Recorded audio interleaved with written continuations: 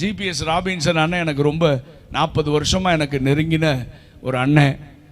அவங்க ஒரு டைமு ஒரு கல்யாண வீட்டில் நானும் அவரும் அழைக்கப்பட்டிருந்தோம் சென்னையில். அப்போது எல்லாம் முடிஞ்சது. நாங்கள் சாப்பாடு எங்களுக்கு ஒரு ரூமில் அரேஞ்ச் பண்ணியிருந்தாங்க.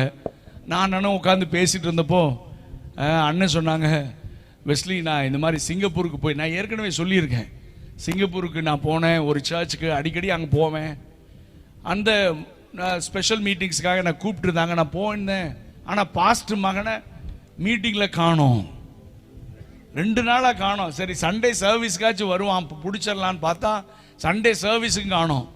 சண்டே சர்வீஸ் முடிஞ்சு நாங்கள் சாப்பிட போனப்போ வந்து என்ன செஞ்சுட்டான், லஞ்சுக்கு ஜாயின் பண்ணிட்டான்.